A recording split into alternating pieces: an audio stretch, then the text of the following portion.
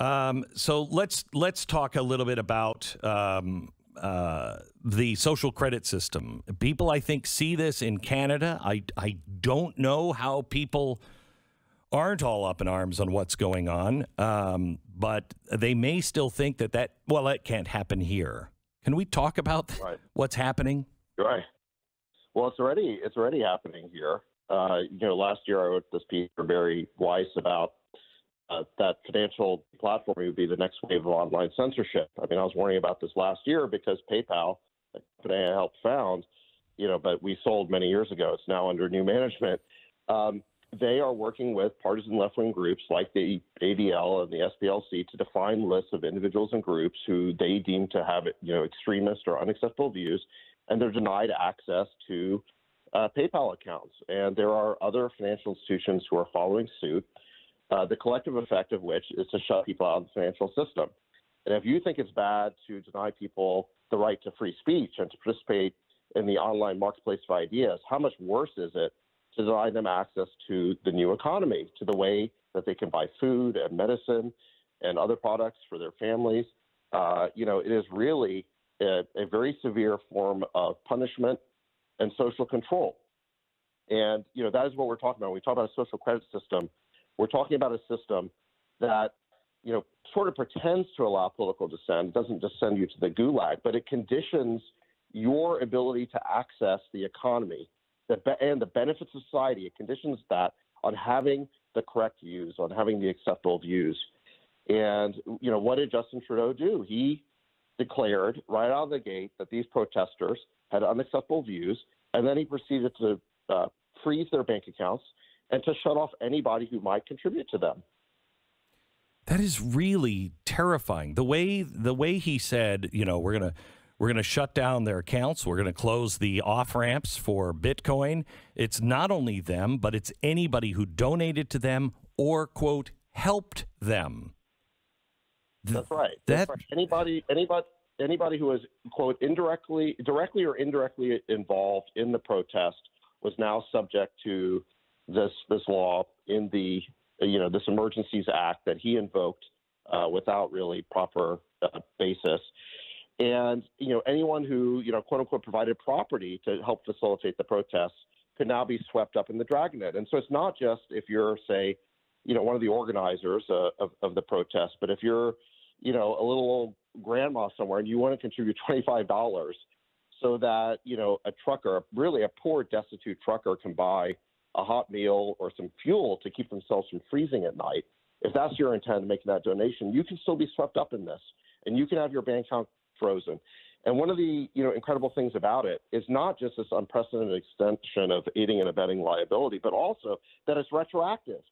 That grandma who made the contribution at the time she did it, it was completely legal, and yet under this order, she can now have her account frozen as punishment. And so, what is the point of this? It is to signal, and there's going to be a chilling effect in the future, that even if you make a completely lawful donation to a political cause, if Justin Trudeau doesn't like that cause, if he thinks there are quote unquote unacceptable views, that he has the power, that he can invoke the power at some point in the future to freeze your bank account, even though what you did is legal today. That is the precedent they've created.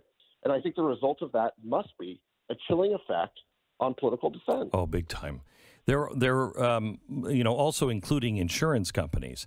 I mean, he took their license away, their license to do business, their trucks away, their insurance away, and their banking, having them debanked, and then said, even when this is over, banks might want to consider not doing business with these people. So basically, I mean, they're lepers.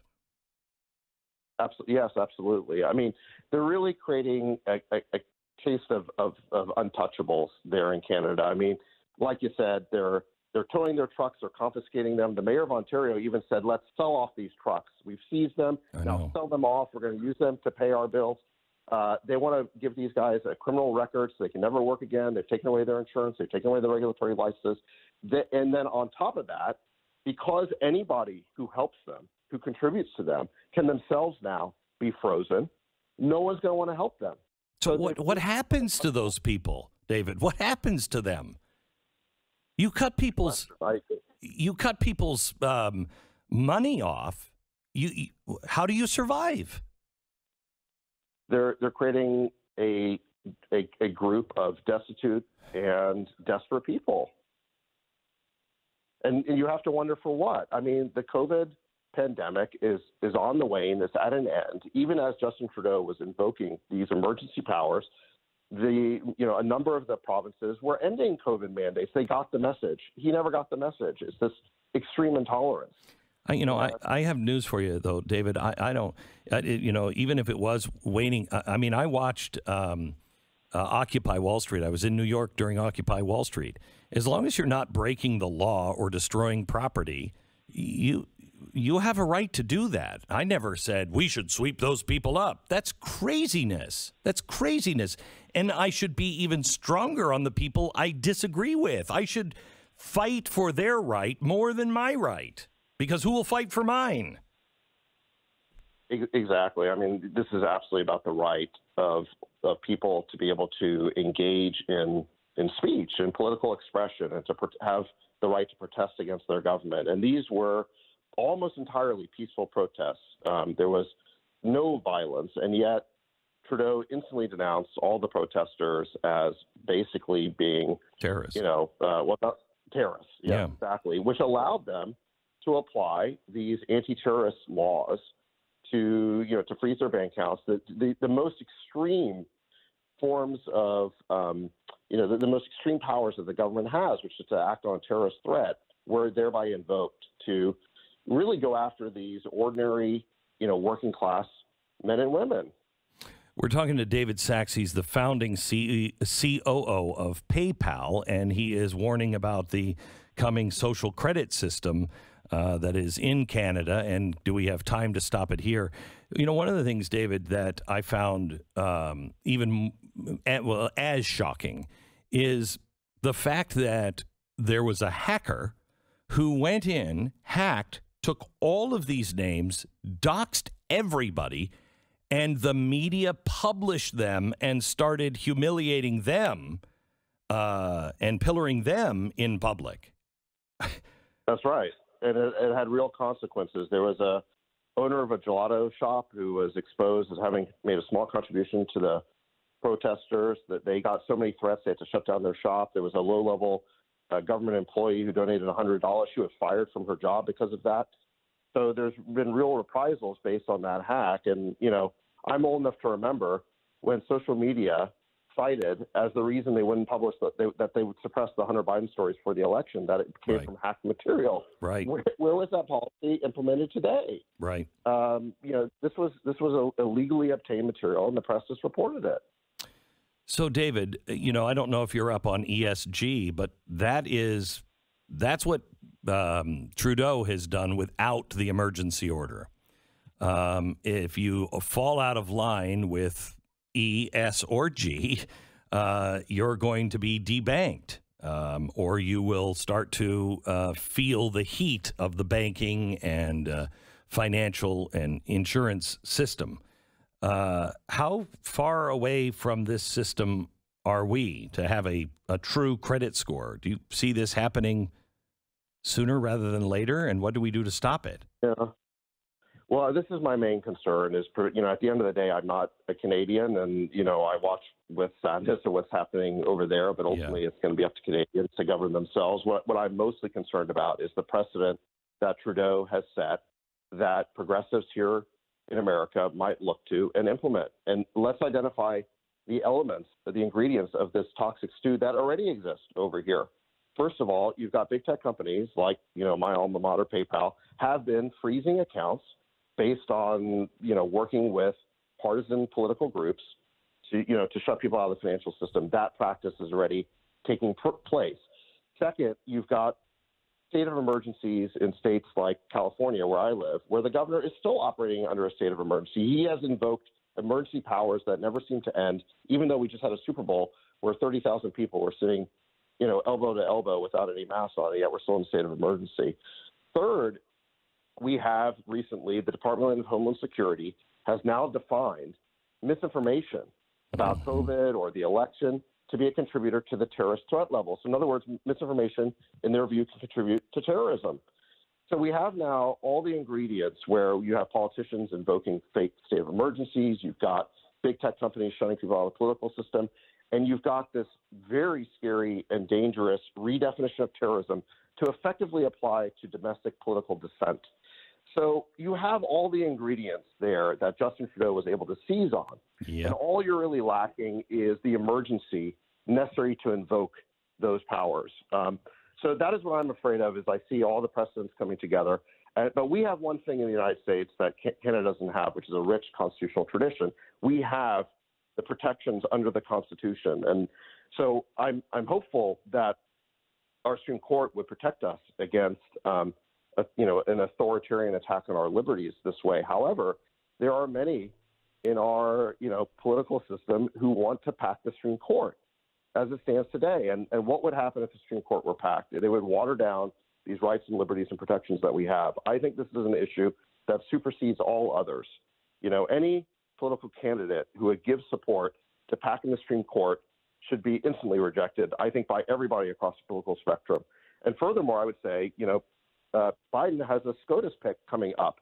The Republicans on the Senate Judiciary Committee should make this topic number one. What do they think about the use of these authoritarian powers, these fake state of emergencies? Let's hear from them.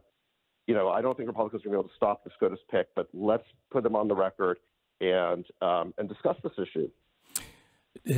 Are there any other people that have this point of view they're in your business, they're in tech? I mean, it feels like, as the average person, it feels like we are just up against this monolithic monster. Yeah, I mean, Glenn, it's rather scary. I mean, I'm definitely an outlier in the tech industry. I've been involved in the tech industry for over 20 years. First as a founder, now as an investor. And I can tell you that there are other people who do share, to one degree or another, my concerns about civil liberties. I mean, I think it does extend across the political spectrum. However, they definitely feel intimidated into silence. They believe that there will be reprisals for speaking out. And so I would say I'm not alone in my views, but there aren't too many people speaking out, and that's pretty scary. Not that you would care at this point, but have you paid a price for it? Not that I can tell. I mean, I would say, but here's the thing, Les. I'm at a stage in my career where I don't have to worry about it. If I never made another dime, frankly, I'd be fine. Right. So for me, speaking out is the most important thing. And if it costs me some business that I don't know about, then so be it. Yeah. But so far I've been fine. And what I'm trying to do, I've participated on this podcast called the All In Pod with a few friends in tech.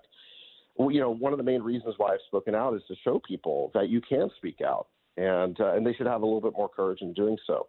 Because I don't think the majority of people across the political spectrum want to see our civil liberties eroded this way. I think it is a bipartisan issue, certainly for Republicans, independents, and I'd say even many Democrats. But there is a hard political left, the sort of the progressive left, that is driving all of this. And one of the reasons why they're successful at driving this is because moderates are too afraid to speak out and oppose it. Yeah. So I don't think they're the majority, but they are driving the agenda because no one will speak out against it. And it's really a very hypocritical agenda because, I mean, these people, you look at Trudeau, his self-conception is completely at odds with the reality. I mean, he claims to be saving democracy, preserving democracy, even as he is invoking, authoritarian powers.